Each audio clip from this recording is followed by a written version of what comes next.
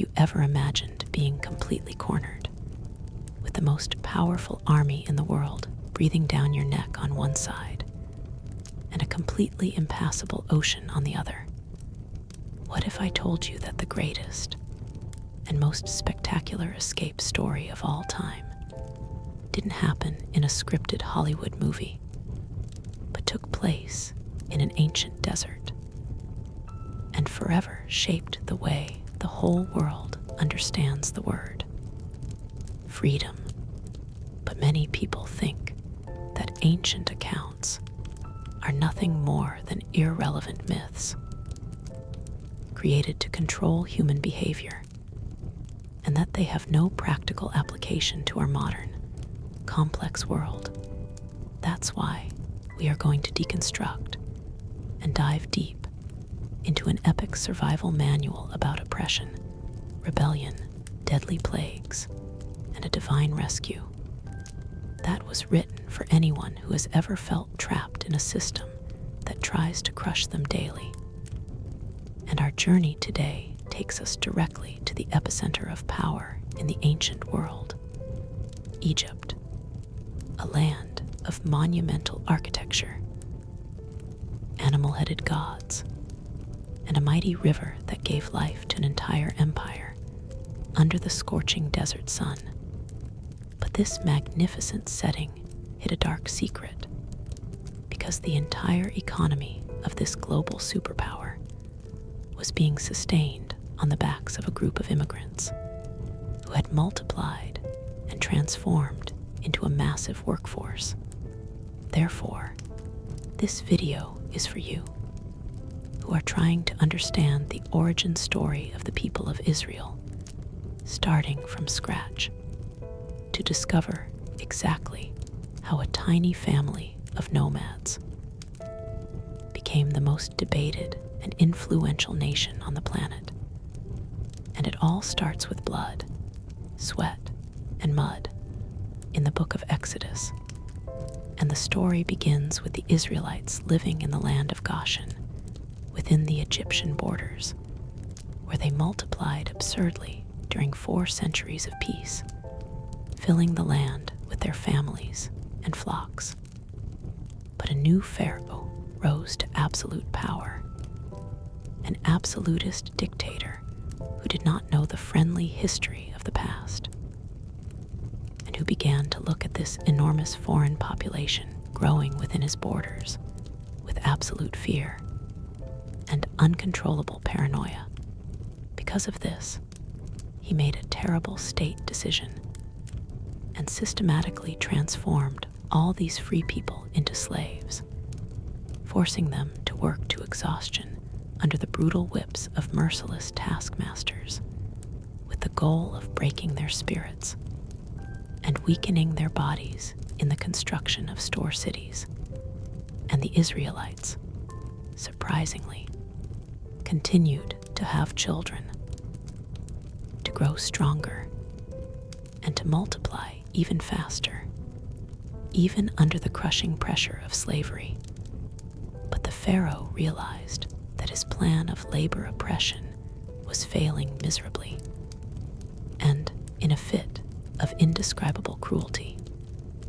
issued the darkest order of his entire reign. All newborn boys of Hebrew families were to be torn from their mother's arms and drowned in the dark waters of the Nile River. Therefore, a desperate Israelite mother named Jochebed decided she would not hand her newborn baby over to the Egyptian soldiers. And after hiding him for 3 months, she built a small basket of bulrushes and pitch, placed the child inside, and released it among the reeds on the edge of the dangerous river, hoping for a miracle of providence. And the small basket floated silently through the waters. At the exact moment, the daughter of Pharaoh himself came down to the river to bathe, accompanied by her royal maidens. But upon opening the basket, the Egyptian princess heard the child crying and did not fulfill her father's murderous law. Instead, she was overcome with deep compassion upon seeing that helpless little Hebrew boy. Because of this,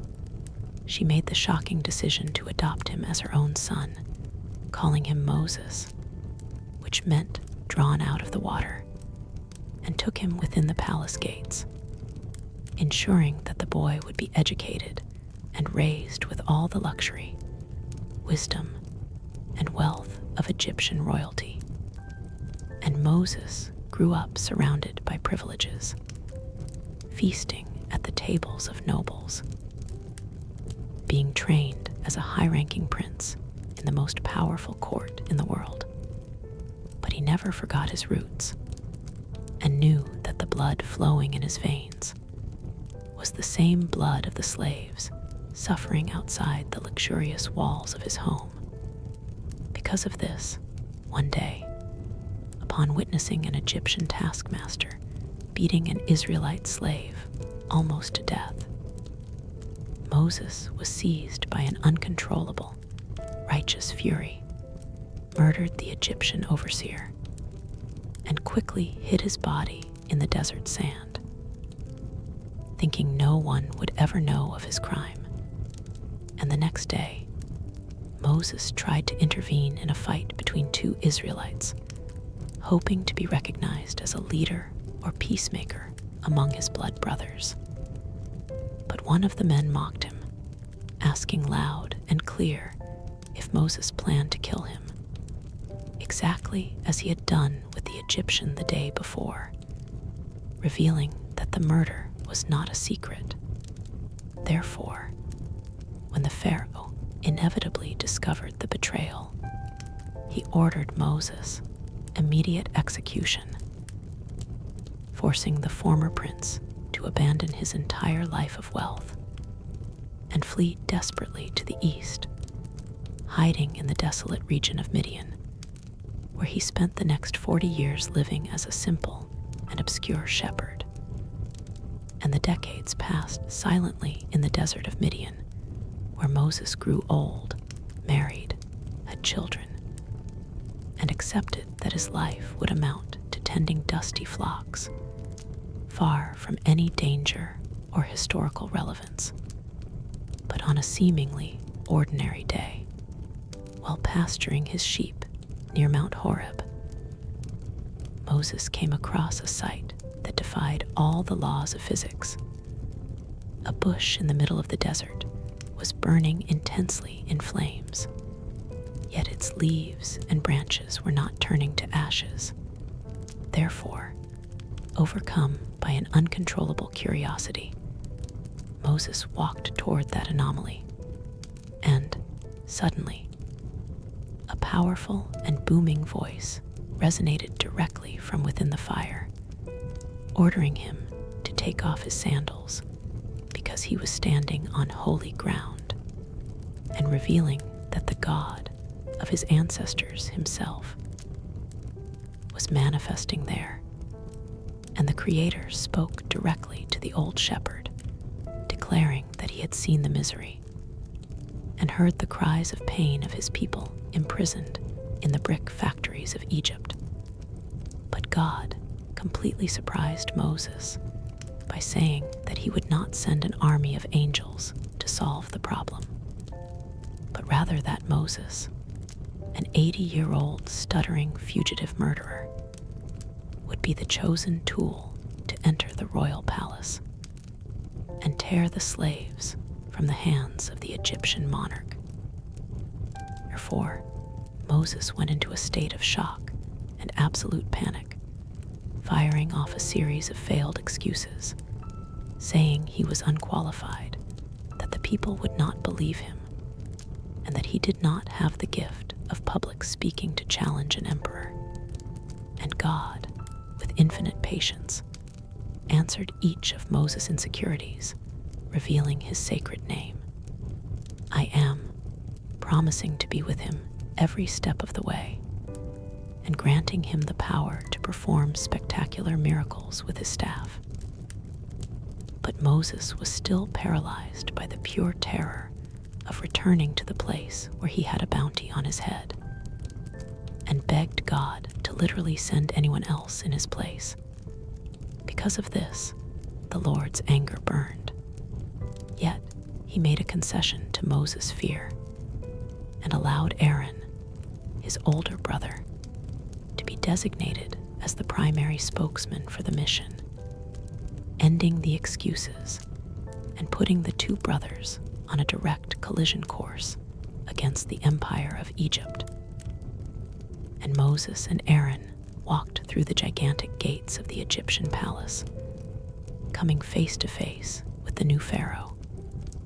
and delivered the bold message that the God of Israel demanded his people be released to celebrate a festival in the wilderness. But the Pharaoh, who was worshipped and feared by his subjects as the living incarnation of a god on earth, let out a laugh of contempt, stating that he did not know this invisible God of the Hebrews, and that he would never give up his free workforce. Therefore, in retaliation for Moses' audacity, the Pharaoh brutally increased the slaves' workload, demanding that they continue producing the same daily quota of bricks, but denying them the straw essential for construction, forcing them to scatter across the land to gather their own materials while being beaten by the taskmasters. And Pharaoh's plan worked perfectly to divide the people, causing the Israelite foremen to turn furiously against Moses and Aaron, cursing them for having put a sword in the emperor's hand to kill them. But Moses took this bitterness back to God in prayer, questioning why things had gotten so much worse right after he had obeyed the order to try to rescue them. Therefore, God assured Moses that the Pharaoh's stubbornness and cruelty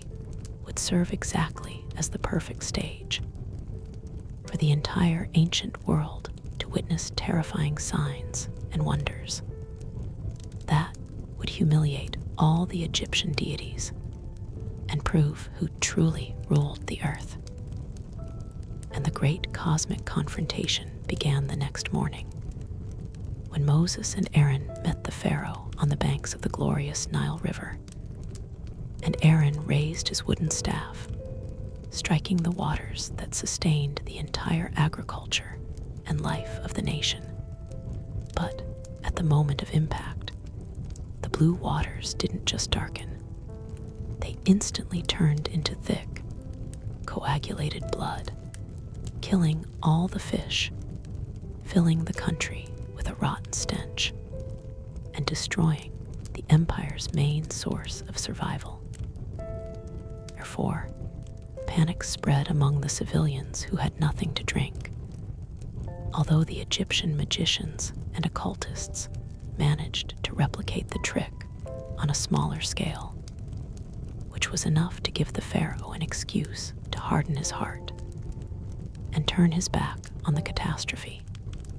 And after 7 days of misery and thirst, Moses returned to the palace, demanding once again the release of the Hebrews, under the threat that the entire country would be invaded by something disgusting and uncontrollable.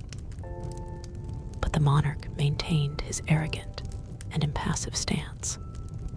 completely ignoring the clear warnings of impending doom. Because of this, millions of slimy frogs emerged simultaneously from the banks of the Nile River, invading the royal palaces, leaping into bedrooms, beds, kitchens, and even the Egyptians' kneading bowls, causing profound psychological distress. And the Pharaoh, unable to endure the plague of amphibians croaking day and night around his throne, called Moses and begged him to pray to his God to remove the frogs, promising in exchange that he would let the Israelite people go. But as soon as the frogs died scattered across the land, and the stench of decay took over the villages, the monarch saw that there was temporary relief and immediately reversed his decision, betraying the promise he had just made. Therefore, Aaron struck his staff on the dust of the ground, and instantly, every grain of sand in the Egyptian desert turned into aggressive swarms of lice and gnats that fiercely attacked and covered the skin of men, women, and domestic animals, spreading excruciating physical irritation. And the magicians of Egypt tried desperately to use their secret incantations to produce the same insects and maintain the illusion of their king's power. But, to the empire's humiliation, their magic failed completely, and the magicians themselves admitted before the throne that this was undeniably the finger of God acting on earth. Because of this, the pharaoh became even more irrational and furious, refusing to listen even to the advice of his trusted wise men, which triggered a new wave of destruction with dense clouds of buzzing flies that invaded the Egyptians' homes, while the land of Goshen, where the slaves lived, was miraculously isolated and protected from the swarm. And the Egyptian empire began to bleed financially when its sources of wealth and its herds became the next target of divine fury. But the pharaoh's pride completely blinded his capacity for logical reasoning, leading him to defy the God of Israel repeatedly. Therefore, a mysterious and lethal pestilence fell from the sky like a sledgehammer, wiping out in a few hours all the majestic horses, donkeys, camels, cattle, and sheep of the Egyptians, breaking the backbone of the country's transportation and agriculture systems, while not a single animal belonging to the Israelites suffered so much as a scratch. And the emotional pain of losing the animals was not enough to break the stone-like stubbornness of the absolute ruler of the Nile. But the plagues stopped attacking just the environment and the economy, and began to attack the very physical bodies of the Egyptian citizens. Therefore, Moses tossed handfuls of soot from a furnace into the air before the king's eyes, and these ashes spread through the winds, generating horrible boils and festering sores that broke out on the skin of every Egyptian and every surviving animal, leaving even the magicians unable to stand due to the torturous pain in their own bodies. And the advisors silently pleaded with their eyes for the pharaoh to surrender his pride, before not a single stone was left standing in his entire kingdom. But the king clung even more fiercely to his illusion of sovereignty, and God sent him an ultimatum, saying that the next plague would be worse than anything Egypt had ever experienced since its founding. Therefore, Moses stretched out his hand toward the heavens, and an apocalyptic storm of gigantic hailstones mixed with flashes of unceasing lightning tore through the atmosphere, crushing all the remaining crops in the fields, shattering the trees, and instantly killing any man or beast that had not hidden in safe shelters. And the pharaoh felt true terror for the first time, hastily summoned Moses in the middle of the deafening storm, and screamed a confession that he had sinned and that the Lord was righteous. But this confession was nothing more than pure desperation and cowardly manipulation to save his own skin from the divine bombardment. Therefore, the exact second Moses prayed and the skies fell silent, the king of Egypt canceled the release order and hardened his unrepentant heart once again, condemning his nation to more indescribable suffering when dark winds brought swarms of ravenous locusts that darkened the sun and devoured every leaf and every green shoot that the hail had failed to destroy. And the land of Egypt was completely ruined, barren, stripped of beauty, and totally sunk in the deepest economic misery. But God still had one last lesson about who controlled cosmic light itself, a direct attack on the greatest god of the Egyptian pantheon, the sun god Ra. Therefore, a thick, oppressive, and terrifying physical darkness descended over all of Egypt for 3 long days, a darkness so dense that people couldn't see their own hands and were paralyzed with terror in their beds, while in the homes of the enslaved Hebrews, the light shone normally in a miraculous way, and the Pharaoh attempted one last desperate bargain, saying the slaves could go to worship as long as they left all their sheep and cattle behind as collateral to ensure their return. But Moses was relentless and replied with cutting firmness that not even a single hoof of their livestock would remain on Egyptian soil, infuriating the monarch to the point of madness, and causing him to expel Moses from the palace with the threat that if he ever saw the prophet's face again, he would kill him on the spot. Therefore, Moses agreed that they would never see each other again, for the 10th and most terrible plague of all was about to fall like an invisible axe on the neck of that corrupted nation's pride. And God ordered the Israelites to make urgent and detailed preparations for the most important night of their lives, instituting the ceremony that would be known forever as Passover. But salvation on that night of terror would not be automatic. It would require meticulous obedience and an immediate substitutionary sacrifice. Therefore, each Israelite family had to slaughter a pure, unblemished lamb, hastily roast and eat the meat while wearing sandals and holding their staffs. And most importantly of all, they had to paint the wooden doorposts and lintels of their homes with the red, warm blood of the innocent animal. And midnight arrived in Egypt carrying a heavy silence, and the destroying angel, who walked the streets executing divine judgment upon all the land in fulfillment of God's initial promise. But when the messenger of death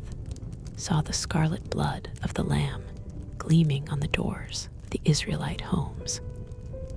he simply passed over those residences, not allowing destruction to enter and strike the protected firstborns. Therefore, a cry of absolute, piercing, and unprecedented anguish tore through the darkness of the night in Egypt, because there was not a single Egyptian home, from the filthy dungeons to the golden chambers of the Pharaoh's palace, where the eldest son had not suddenly fallen dead to the floor, and the price of infinite stubbornness finally reached the very flesh and air of the ruler who had ordered the drowning of so many Hebrew babies 80 years earlier. But the pain of this colossal tragedy broke the monarch's spirit in a way that no economic plague had managed to do, shattering his aura of invincibility before his own devastated people. Therefore, in the middle of the cold and morning dawn, the Pharaoh summoned Moses and Aaron and shouted at them to simply get out, to take their people, to take all their flocks of sheep, to go worship in the desert and to take the curse of their God far away from those shattered lands. And the Israelites, about 2 million men, women, and children, began to frantically march toward the country's exit before the sun even rose, kneading bread dough that hadn't had time to rise. But they weren't fleeing empty-handed, like thieves in the night, sneaking through the shadows in fear of the guards who used to whip them until they bled. Instead, they asked their Egyptian neighbors for gold, precious jewelry, silver, and luxurious clothing. And the Egyptians, terrified and anxious to quickly rid themselves of the presence of the people who had brought so many curses upon them,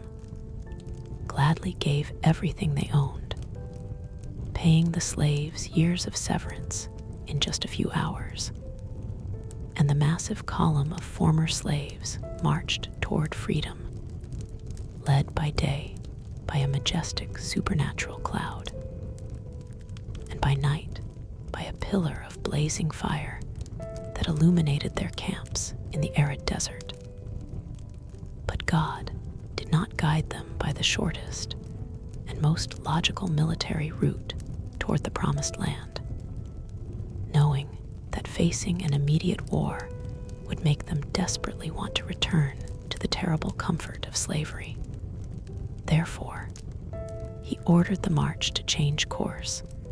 and make a seemingly suicidal strategic move, guiding millions of people until they were sandwiched in a deadly geographical maze between the arid mountain ranges and the vast, impassable shore of the fearsome Red Sea, and back in the destroyed palace in Egypt. As the national funerals subsided, the Pharaoh and his ministers looked at the silent quarries and the completely paralyzed construction projects. But the monarch underwent a psychological reversal, forgetting the pain of the 10 deadly plagues and feeling only a boiling hatred over the absurd and humiliating loss of his entire valuable and irreplaceable workforce. Therefore, he ordered his army to sound the war trumpets, mobilized 600 of the ancient world's best armored chariots, gathered all his bloodthirsty horsemen, and set off on a blind, violent, and vengeful pursuit through the desert to massacre or recapture the fleeing population. And the Israelites heard the rhythmic sound, the terrifying neighs, and saw the suffocating cloud of dust rising on the horizon in the distance, revealing that the Egyptian war machine was coming to devour them without mercy. But they were cornered with the water up to their necks, with no ships, no forged weapons, no combat training, and with crying small children and scattered livestock blocking the escape routes. Therefore,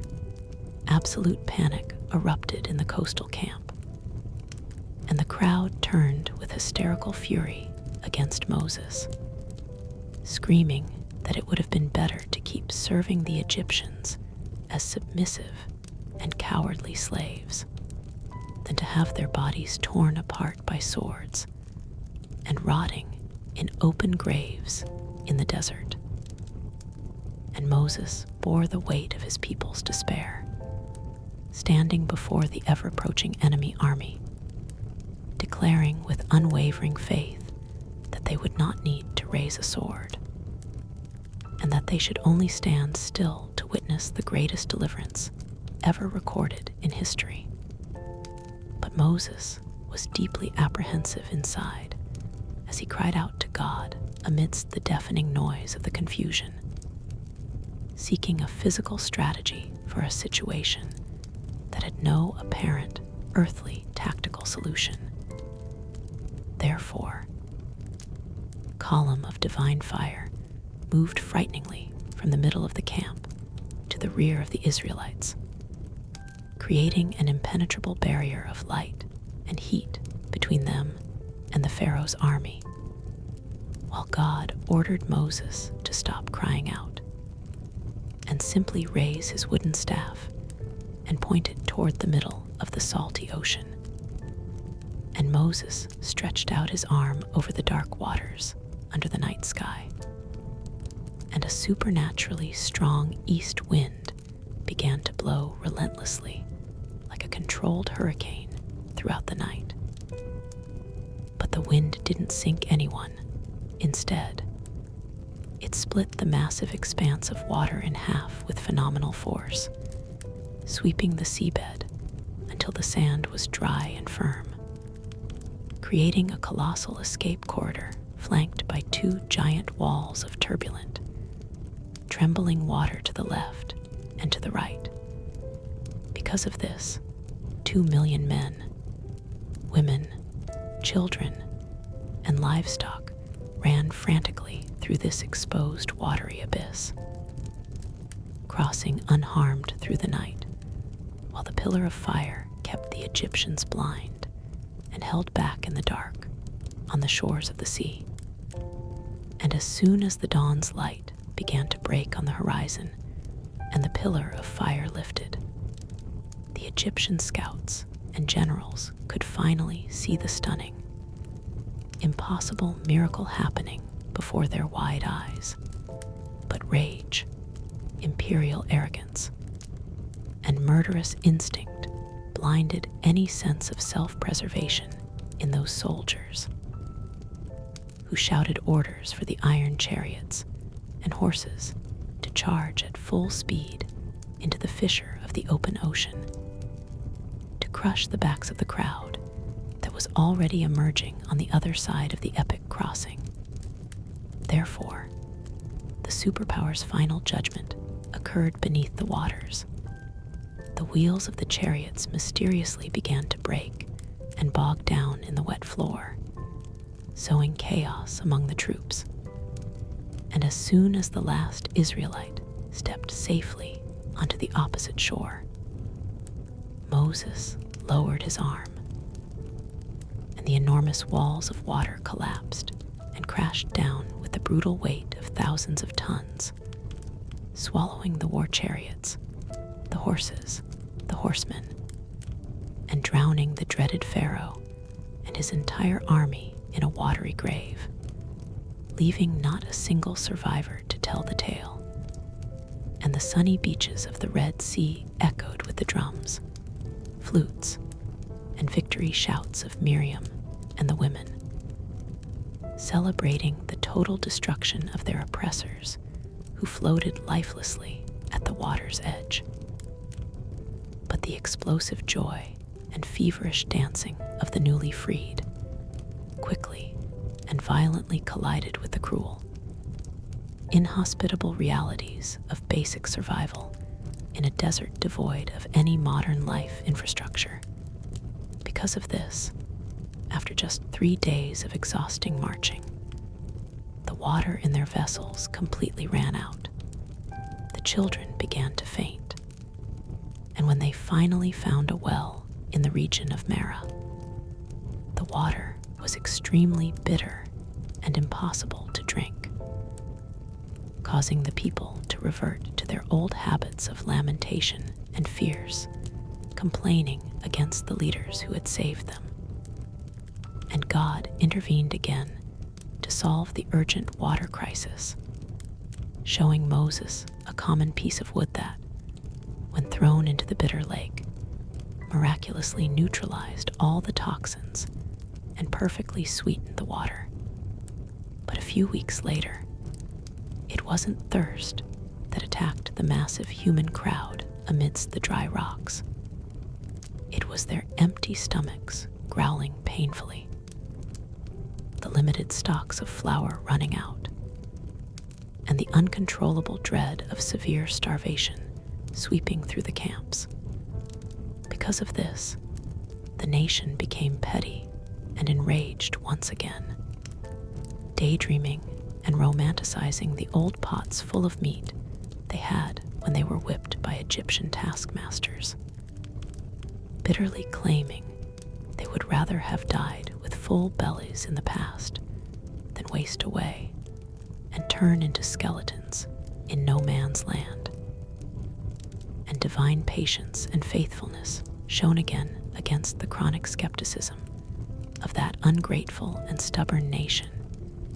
that had a short memory for the enormous miracles they had witnessed so recently. But God didn't strike them down from the sky with bolts of righteous punishment. Instead, he opened the pantry of the heavens and covered the camp every evening with flocks of birds called quail, so they could eat meat for free. Furthermore, every morning, along with the cold dew, the desert floor appeared covered with small white flakes, sweet and nutritious, that tasted like honey, and which they creatively nicknamed manna, a daily portion of continuous physical sustenance that God provided punctually during the 4 most difficult decades of that generation. And the journey guided by the cloud led them to a place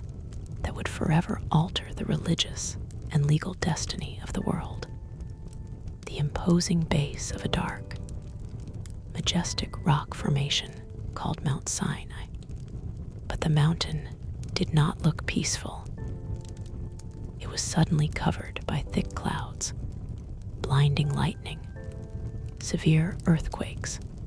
billows of smoke rising as if from an apocalyptic furnace, and a deafening, persistent sound of heavenly trumpets, creating a scene of overwhelming sacred terror to announce the physical descent and tangible presence of the Creator himself. Because of this, the people of Israel backed away terrified and trembling,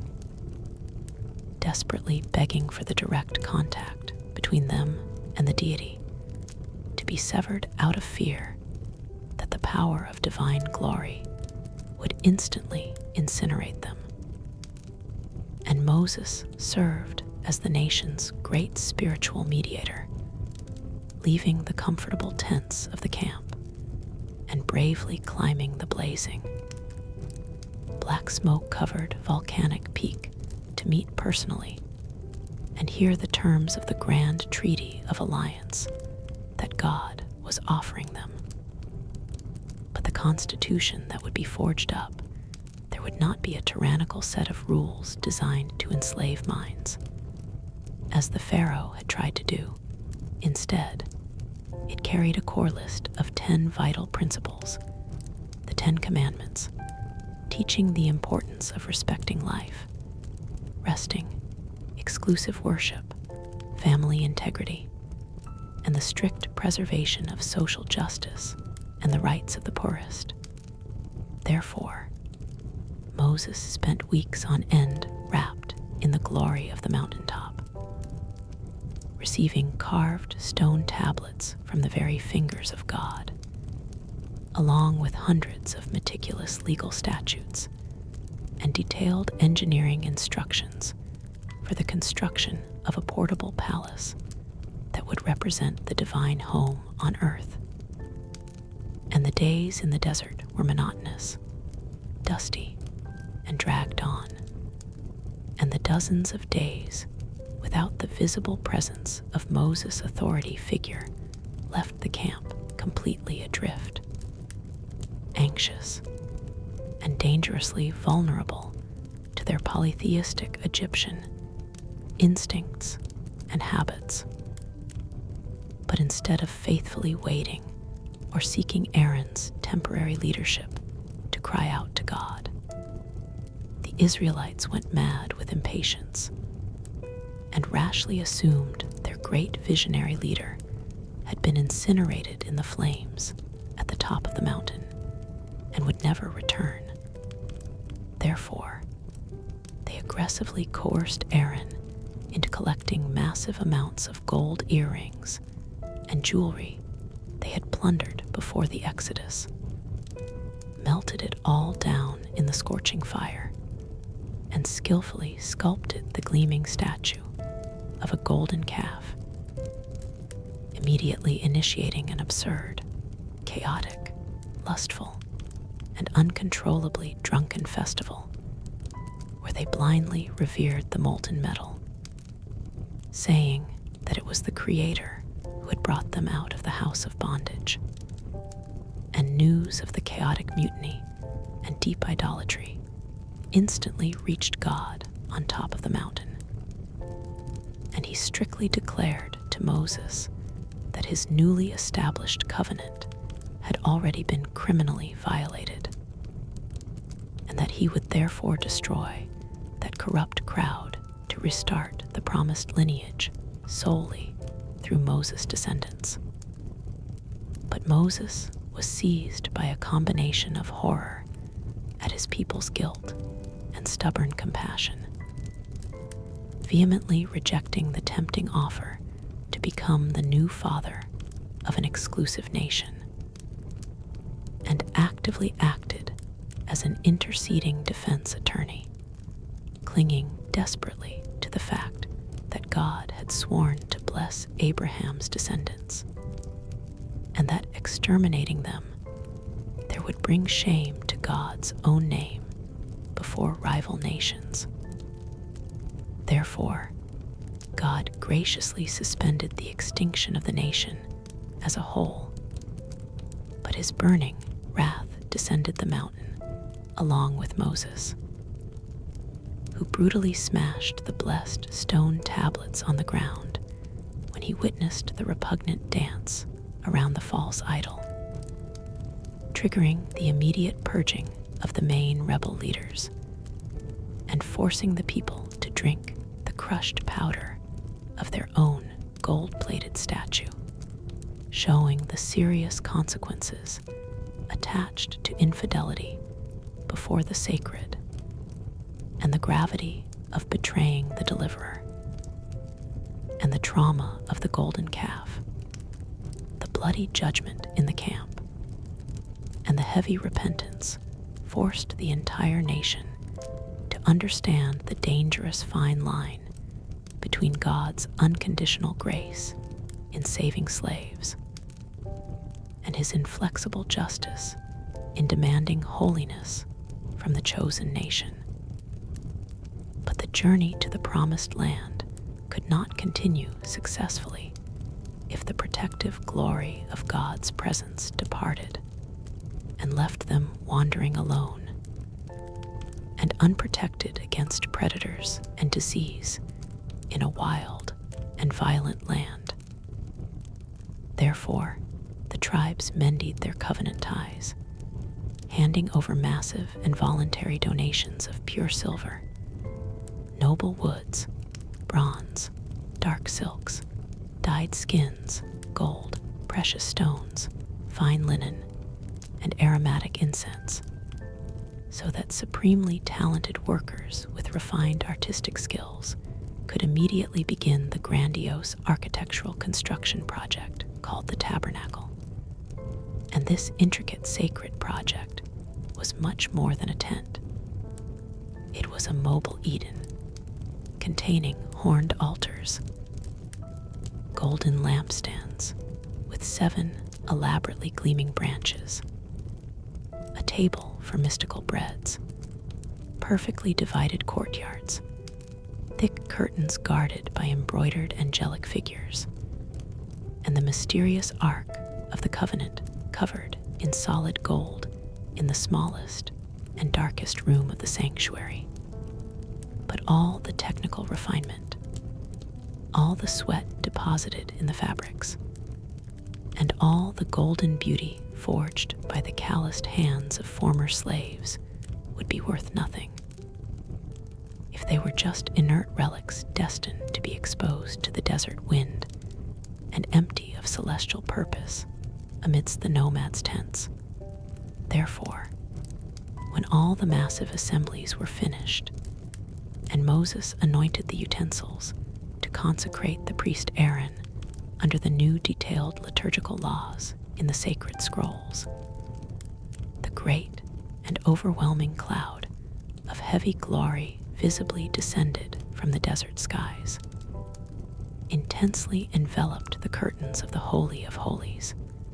and the majestic, impenetrable, and radiant presence of God magnificently came to dwell directly and intimately in the center of that trembling crowd of dusty former slaves. And the story surprisingly ends right before the battle for the promised land actually begins, creating a dramatic pause exactly at the most crucial point of the psychological transformation of this entire disorganized mass. But the ultimate lesson here is that these people are no longer mere orphans making endless bricks without purpose and suffering in the dirty, oppressive anonymity of the corrupted kingdom of a heartless tyrant who let them bleed. Because of this, they now possess the tablets of the law to guide their society, the forgiving paths through the sacrificial blood system, and they possess, above all, the absolute guarantee and the constant, unbreakable companionship of the God of the universe who came down to the tent next door to theirs. And the book of Exodus establishes in an unbeatable way the floor plan and building blocks of any idea we have of human rescue and salvation to this day. But this was only achieved because they had to go through parted seas and endless deserts where trust was forged by force. Therefore, the next time you find yourself with your back against a giant wall surrounded by enemies and seeing no possible paths, this ancient manual perfectly reminds you that chains are not the end of the line. Dictators are mere mortals swept away by the wind, and that immense sea's open because the Creator always hears the silent cry of the wounded in the dark.